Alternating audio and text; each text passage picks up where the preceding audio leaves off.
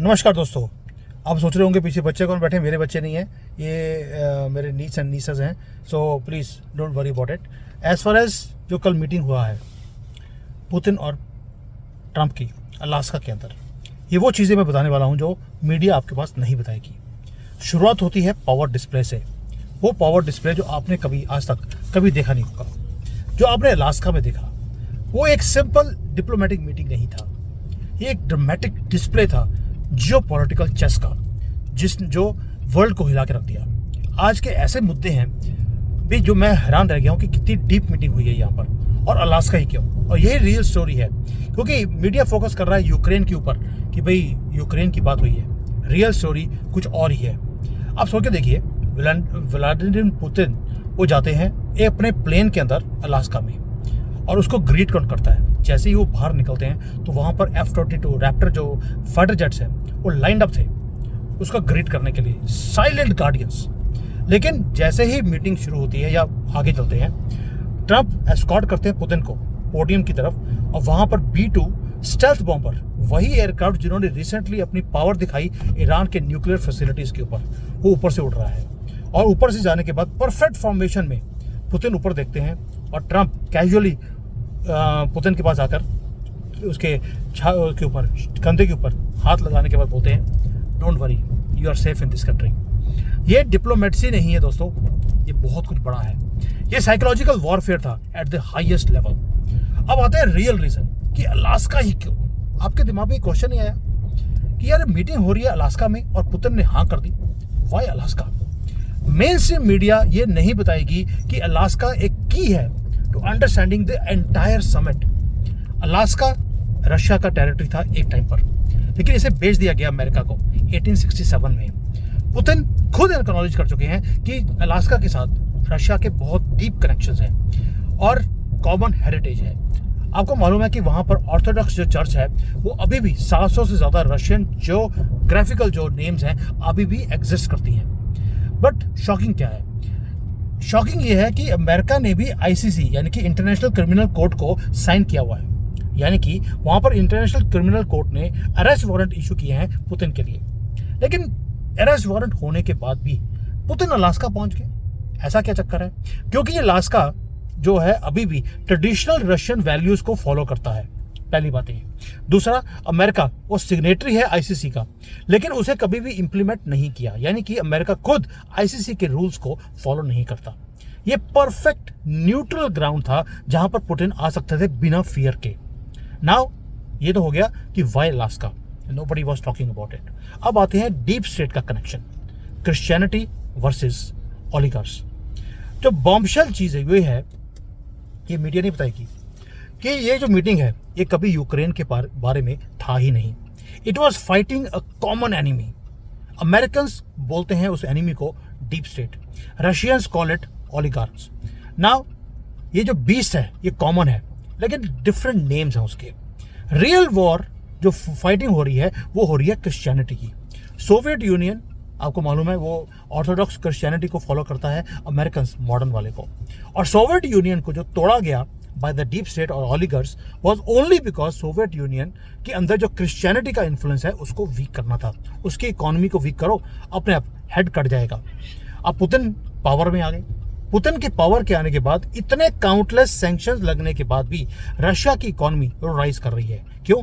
क्योंकि पुतिन जो है वो रिप्रेजेंट करते हैं ट्रेडिशनल क्रिश्चियन वैल्यूज को, और आपको मालूम है जो ग्लोबल एलिट्स हैं वो इसी क्रिश्चियन वैल्यूज को डिस्ट्रॉय करना चाहते हैं। वही चीज जो मोदी जी कर रहे हैं, वो हिंदुइज्म को, सनातन ओरिजिनल था हमारा, उसको प्रमोट कर रहे हैं। तो सभी लगे हैं कि प्रमोट नहीं करने देना, क्योंकि उससे इनकी दादागिरी खत्म होती है। आप सोचिए, देखिए दुनिया क्या बोल रही है। दुनिया बोल रही है कि पुतिन और ट्रंप की जो मीटिंग हुई है वो ज़ेलेंस्की के फ्यूचर के बारे में डिस्कस करने के लिए। आप सोच के देखिए, मोदी जी और ट्रंप वो मीटिंग करते हैं और वो वहां पर अखिलेश यादव को डिस्कस करने बैठ जाएंगे। मीडिया ये बोलेगी ये तो अखिलेश यादव को डिस्कस कर रहे हैं। कभी हो सकता है? डज एनीबडी इन अमेरिका और even in India care about Akhilesh Yadav? वही चीज है पुतिन और ट्रंप के बीच में। Zelensky is not important at all. ये वर्ल्ड लीडर्स हैं, they are too smart because they are dealing with forces much much deeper and much more powerful. Zelensky पूरी इक्वेशन में कभी था ही नहीं। और जीनियस मूव देखिए, जीनियस मूव क्या है। अब आप बोलेंगे यार कि डीप स्टेट को खत्म करना इतना आसान नहीं है, अब मैं उसका भी आंसर देता हूँ। यहीं पर ट्रम्प की मास्टर स्ट्रेटजी है। जो लोग सोचते हैं कि इन्होंने डीप स्टेट के सामने घुटने टेक दिए, लेकिन जीनियस मूव क्या है कि आपको, आपके सामने एक बीस्ट है डीप स्टेट का, उसको फीड करना आपको। वो फीड करने के लिए क्या करते हैं, अपने आप को इंपॉर्टेंस दिखाने के लिए, अपने आर्म्स एंड एम्युनिशन को बेचने के लिए वो दुनिया भर में वॉर्स करवाते हैं। ट्रम्प ने क्या बोला कि आपको, पहली बात यह कि मुझे डीप स्टेट से लड़ाई करने की जरूरत नहीं है, क्यों ना इसको फीड कर दो। और उनको फीड करने के लिए उनको चाहिए क्या, उनके 3 टर्म्स हैं। डीप स्टेट के 3 सेगमेंट है, मिलिट्री, एनर्जी, फार्मास्यूटिकल। अब तीनों के ऊपर ट्रम्प ने क्या बोला। जब बार बार बोलता हूं कि ट्रम्प जो सैंक्शंस की बात कर रहे हैं वो आपके अगेंस्ट नहीं है, वो आपके फायदे की बात है। पहली बात, मिलिट्री को फीड करने के लिए उसने बोल दिया कोई भी फॉरेन वॉर करने की जरूरत नहीं है। आपको पैसे चाहिए, मैं आपको $4.7 ट्रिलियन देता हूं। आप आयरन डोम का सिस्टम बनाइए, अनमैन्ड व्हीकल्स बनाइए, F-47 बनाइए, ऑटोनोमस शिप्स बनाइए, आप स्पेंड कीजिए डोमेस्टिकली, आप अमेरिका को स्ट्रांग कीजिए। आप दुनिया को वीक करने लगे हैं, आप अमेरिका को स्ट्रांग करो।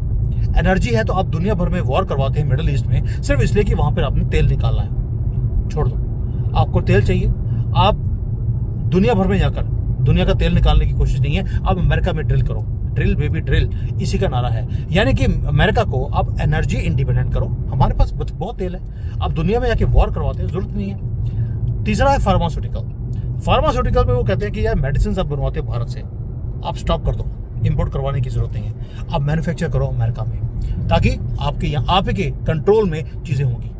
और यही ब्रिलियंस है, आपने डीप स्टेट के सामने घुटने नहीं टेके, बस उसको बोल दिया आपको पैसे चाहिए, ये लो, $4.7 ट्रिलियन देकर दुनिया में शांति को बाय कर लिया। और जितने भी लॉबिस्ट हैं वो सारे खुश हैं, क्योंकि उनको वो चाहिए जो चाहिए था उनको मिल रहा है। लेकिन अमेरिका बेनिफिट कर रहा है instead of foreign powers, and secondly दुनिया बेनिफिट कर रही है। अब वॉर से आपको मुक्ति मिल जाएगी। अब आते हैं रशिया और पुतिन और ट्रम्प की मीटिंग। दोस्तों, यहां पर जो स्मोकिंग गन है वो क्या है, रियल रीजन क्या है अलास्का की मीटिंग का, वो युद्ध को रुकवाना था ही नहीं। रशिया कभी भी फुली विड्रॉ नहीं करेगा, क्योंकि शर्त पहले होगी आप विड्रॉ कीजिए यूक्रेन से, वो मानेगा नहीं। आपको जो जगह आपने जीती है वो वापस करो, वो मानेगा नहीं।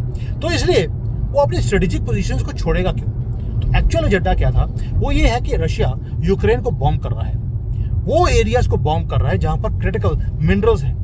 अमेरिका ने ऑलरेडी एक डील साइन कर दिया ज़ेलेंस्की के साथ कि वो सारे की सारी जो मिनरल्स हैं वर्थ ट्रिलियंस ऑफ डॉलर्स वो अमेरिका को दे देगा। उसमें से 50% पैसा मिलेगा यूक्रेन को, 50% मिलेगा अमेरिका को। लेकिन प्रॉब्लम क्या है, अमेरिकन कंपनीज वहां पे माइनिंग करना चाहती हैं, लेकिन क्योंकि एक्टिव वॉर जोन है वहां पर माइनिंग हो नहीं सकती, क्योंकि अगर अमेरिकन कंपनीज वहां पे जाएंगी तो अपने लोगों को लेके जा नहीं सकते। इंश्योरेंस की कॉस्ट एस्ट्रोनॉमिकली हाई है। सो ट्रम्प का नियर रियल नेगोशिएशन पुतिन के साथ था क्या, तुम बॉम्बिंग को स्टॉप कर दो सिर्फ माइनिंग के एरियाज में, ताकि अमेरिकन कंपनीज वहां पर जाकर मिनरल्स को निकाल सके और एवरीबडी विंस।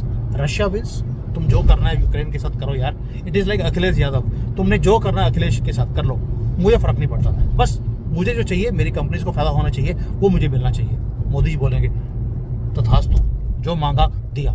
वही चीज पुतिन के साथ भी हुई। यानी कि पुतिन वहां पे एग्री क्यों करेंगे, क्योंकि रशिया को ये 2-3 चीज चाहिए। वो अपने जो स्ट्रेटेजिक टेरिटरीज हैं उसको मिल जाती हैं, अमेरिका को मिनरल्स चाहिए, मिनरल्स मिल गए, और ज़ेलेंस्की पूरी कॉन्वर्सेशन का पार्ट ही नहीं था। अब आते हैं 2-3 चीजें मैं और बताऊंगा, उसके बाद दोबारा से आऊंगा। 2-3 कॉमन एनिमीज और हैं अमेरिका के, वो पहला है ईरान, दूसरा है चाइना। अब बिगर पिक्चर क्या है, ट्रम्प और पुतिन दोनों ने शेक हैंड किया अलास्का में, और जो इंटेलिजेंस की रिपोर्ट्स हैं वो ये बताती हैं कि ईरान चाइना के साथ मिलकर दोबारा से मिसाइल कैपेबिलिटीज को वो क्रिएट कर रहा है। वही सेम मिसाइल कैपेबिलिटीज जिसको इजराइल और अमेरिका ने दोनों ने अभी रिसेंटली डिस्ट्रॉय किया था। अब ईरान को सपोर्ट कौन करता है, रशिया। चाइना को सपोर्ट कौन करता है, रशिया। यानी कि अगर चाइना ईरान की हेल्प करता है तो अमेरिका का जो हार्ड लाइन अप्रोच है both for Iran and China वो खराब होती है, यानी कि उसको और ज्यादा वहां पर कॉन्सेंट्रेट करना पड़ेगा। लेकिन अगर रशिया ईरान को और चाइना को सपोर्ट करना बंद कर दे तो क्या होगा, इक्वेशन ही चेंज हो जाती सारी की सारी। दूसरा एक काम और हुआ कि ईरान को अगर सीधा करना है तो ट्रम्प ने आर्मीनिया और अजरबैजान के अंदर के साथ एक डील करवा दिया। आपको मालूम है जो वहाँ पर जांगाजूर जो कॉरिडोर है उसको 99 ईयर्स की डेवलपमेंट के राइट्स अमेरिका ने ले लिए।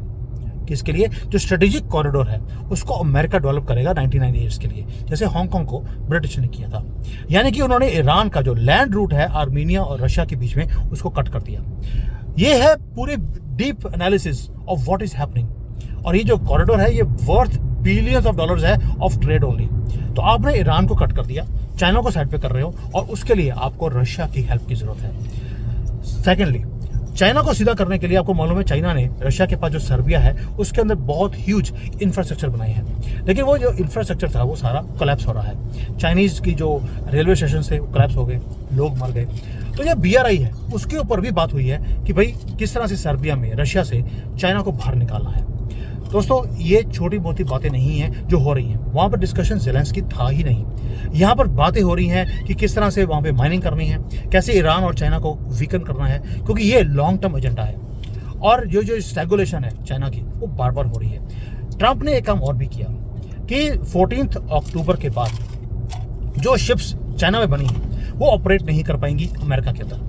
आपको मालूम है कि जो चाइना है वो 70% से ज़्यादा वो दुनिया की शिप्स बनाता है, लेकिन अब जो शिप्स चाइना से बनी होंगी उनके ऊपर एक्स्ट्रा वो टैक्स लगाने की बातें बोल रहे हैं अमेरिका के अंदर, ताकि चाइनीज शिप्स वो अमेरिका में पहुंच ना सकें। They will lose, China will lose world's largest consumer market which is America. दोस्तों ये है टारगेट्स और उसके अंदर भी रशिया की हेल्प की आपको ज़रूरत है। अब हिडन नेगोशिएशंस क्या है? हिडन नेगोशिएशंस बहुत है। ये जो 7 घंटे की मीटिंग हुई अलास्का में, वहाँ पर पहली बात तो स्टार्टलिंग बात क्या था, एक ही ट्रांसलेटर था, 2 ट्रांसलेटर नहीं थे। और ट्रंप और पुतिन बहुत क्लोज वे में उन्होंने डिस्कस किया क्या कौन से टेरिटोरियल एरियाज में आपको सीज फायर करना है रशिया को, और वो रीड्रॉ कर रहे हैं ग्लोबल पावर स्ट्रक्चर्स को। दूसरा, पुतिन ने भी कंफर्म किया जो बहुत लोग बोल रहे थे। पुतिन ने क्या बोला कि अगर ट्रंप प्रेसिडेंट होते 2022 में तो ये वॉर होता ही नहीं। यानी कि मैसेज क्या है?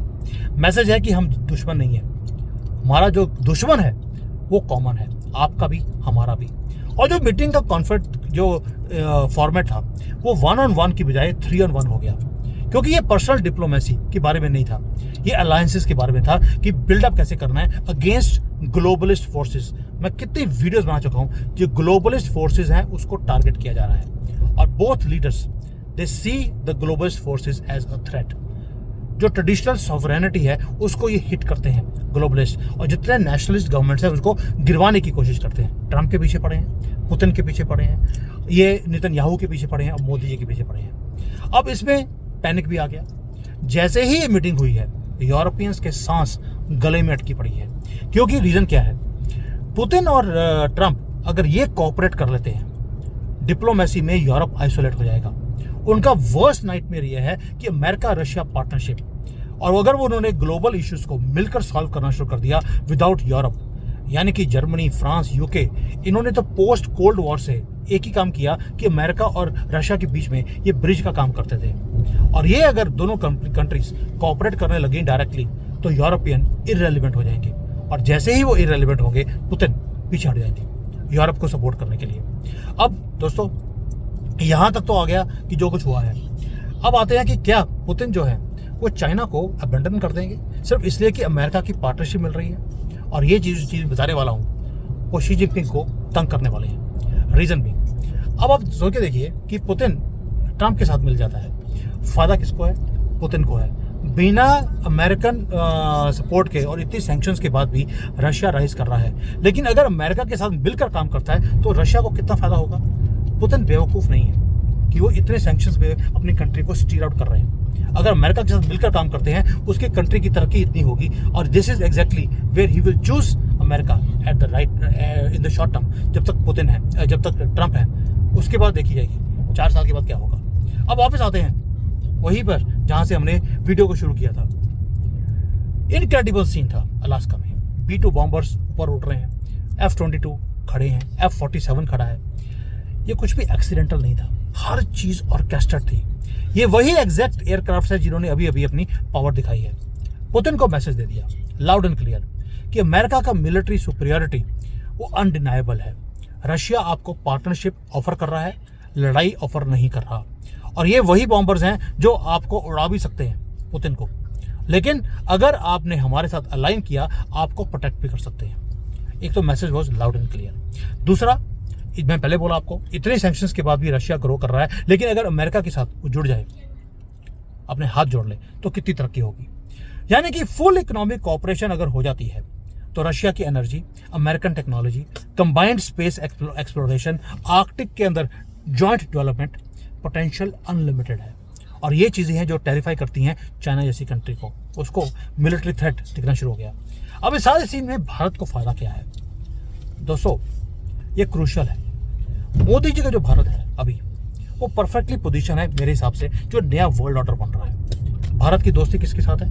रशिया के साथ। और रशिया, भारत ने एक मेंटेन किया हुआ है न्यूट्रल स्टैंड, कि हम दोस्ती हमारी रशिया के साथ भी है और अमेरिका के साथ भी है। हम किसी की साइड हम चूज करने को तैयार नहीं है, इवन इन यूक्रेन का जो कॉन्फ्लिक्ट है। ट्रंप और पुतिन दोनों ने अलाइन कर दिया एक ही चीज के लिए। दोनों का कॉमन दुश्मन है चाइना, और भारत का दुश्मन कौन है? वो भी चाइना है। अब आगे आगे देखिए, भारत की जो स्ट्रेटेजिक इंपॉर्टेंस है वो मल्टीप्लाई कर जाती है जैसे ही पुतिन और ट्रंप की दोनों की दोस्ती होती है। भारत की मैन्युफैक्चरिंग कैपेबिलिटी है, वो चाइनीज जो कैपेबिलिटी है प्रोडक्शन की, उसको हम रिप्लेस कर सकते हैं आहिस्ता आहिस्ता। यानी कि फायदा किसको है? अमेरिकन कंपनीज को भी और रशियन कंपनीज को भी। यही है भारत की मूवमेंट, जहां पर हम एक ऑल्टरनेट बनने वाले हैं, बन रहे हैं चाइना के लिए। और जो डीप स्टेट है, डीप स्टेट का रिस्पांस क्या है? उन्होंने इमीडिएटली पुशबैक करना शुरू कर दिया। पुशबैक क्या है? डीप स्टेट को लगता है यार मुझे जो मिल रहा है, लेकिन अगर ट्रंप की और पुतिन की दोस्ती हो गई तो उनका जो एजेंडा था पूरी दुनिया में अपना जो ना फॉल्स फ्लैग क्रिएट करना, वो खत्म हो जाएगा। उनकी दादागिरी पूरी दुनिया में थी, वो खत्म हो जाएगी। तो ट्रंप उनको भी खुश करने के लिए ऑलरेडी उसने बोल दिया तुम यार ये पैसे लो, $4.7 बिलियन। लेकिन मीडिया है, दिल है कि मानता नहीं। मीडिया अभी भी दिखा रहा है कि जी ट्रंप की जो मीटिंग थी ना वहाँ पर पुतिन के साथ, जो पर्सनल दोस्ती थी, ये उसके कारण ही मीटिंग हो रही है। दोस्तों, ट्रंप्स अलास्का स्ट्रेटजी वो आपको एक चीज़ शो करती है कि वो इस मीडिया का जो रिस्पांस है उसको भी आंसर करने के लिए वो तैयार है। अब ग्लोबल कॉन्फ्लिक्ट्स खत्म किए जाएंगे एक एक कर। ये जो डीप स्टेट की जो दादागिरी है, ये मीडिया का जो झूठ है, उसको कॉल आउट किया जाएगा। मोदी जी तो कभी बोलते नहीं है, कभी बरखा दत्त और ये जो सारे हमारे बिके हुए जो जर्नलिस्ट हैं उसके अगेंस्ट, लेकिन ट्रंप एक ऐसे आदमी हैं जो ओपनली बोलते हैं फेक न्यूज़। इनको शर्म नहीं आती है, ये दल्ले हैं, दल्ले बोलता है इनको।